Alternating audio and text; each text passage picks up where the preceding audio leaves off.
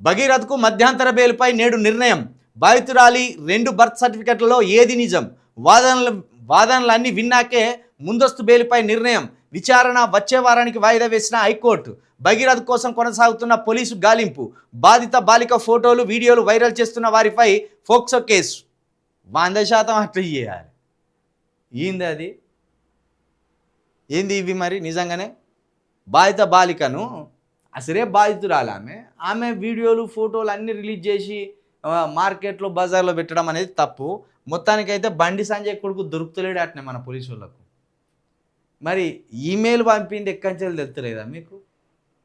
Email పంపిండు కదా, immediately police వాళ్ళు అక్కడ వాడిపోవాలి కదా ఆ సిగ్నల్స్ని బట్టి. ఏం డ్రామాలు తానులే మీరు. రేవంత్ రెడ్డి గారు నీకు మొక్కల్లాను ముఖ్యమంత్రి అవ్వడం. మాలాంటి వాళ్ళని హింస పెట్టినావు.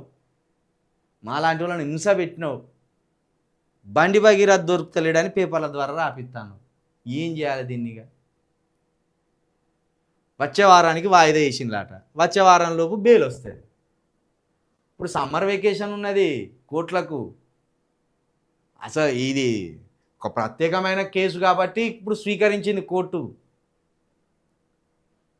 ఇప్పుడు సమ్మర్ వెకేషన్ ఉన్నది, పెద్దగా వాదనలు జరిగాయి.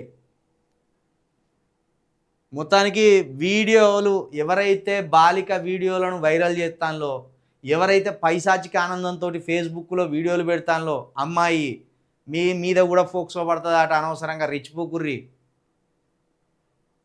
తిరిగినోడు మంచిగానే ఉన్నాడు, ఆ అమ్మాయి మంచిగానే ఉన్నది, అనవసరంగా మీరు జైలు పాలవుతారు. గుర్తుపెట్టుకోర్రి. అంటే ఇప్పుడు మొత్తానికి బండి సంజయ్ గారి కొడుకును కాపాడదలుచుకున్నారా ముఖ్యమంత్రి గారిగా? బండి సంజయ్ గారి కొడుకును కాపాడదలుచుకున్నారు. బండి సంజయ్ గారి కొడుకు ఏ నేరం చేయలేదు, అసలు దేంట్లో నిందితుడు కాదు. పాపం ఆయన ఏలు పెడితే చీకడు, ఎన్న పెడితే నాకడు, ఆయనకేం తెలియదని ఒక క్లీన్ సర్టిఫికేట్ కొట్టించే ప్రయత్నంలో ఉన్నారు. అంతే కదా? సరే కానీ ఎందుకంటే ఇక మరి మీరు ముఖ్యమంత్రి గారు కాబట్టి ఇక మిమ్మల్ని ఎవడేం చేయలేడు. మొత్తానికి ఇప్పుడు బాలికదే తప్పు. బండి సంజయ్ గారి కొడుకుది ఏం లేదు, బెయిల్ ఇచ్చేయాలి అంతేనా? అందుకే పోలీసు వాళ్ళకు బండి సంజయ్ గారి కొడుకు దొరుకుతలేడని ఇట్లా నీకు నచ్చిన పేపర్ ద్వారా, నిన్ను మెచ్చిన పేపర్ ద్వారా వార్తలు రాయించుకొస్తాం. మెయిల్ ఎక్కంచెలు పట్టుకొచ్చిండు ఆయన. మెయిల్ ఫోన్లోకి వెళ్ళి పంపిండా, సిస్టంలోకి వెళ్ళి పంపిండా, ఎక్కడ కూర్చొని పంపిండు? ఆ సిగ్నల్స్ ఏంటి కనీసం దొరకబట్టలేరా? ఎన్ని అబద్ధాలు చెప్పి ఎన్ని అబద్ధపు రాతలు రాపించుకొస్తాను ముఖ్యమంత్రి గారు. ఖచ్చితంగా ఇది ప్రభుత్వ నిర్లక్ష్యం. ఖచ్చితంగా ఇది ప్రభుత్వం ఆడుతున్న డ్రామా. బండి సంజయ్ గారిని కాపాడడానికి, బండి సంజయ్ గారి కొడుకును కాపాడడానికి ప్రభుత్వమే ఇవన్నీ నడిపిస్తుంది.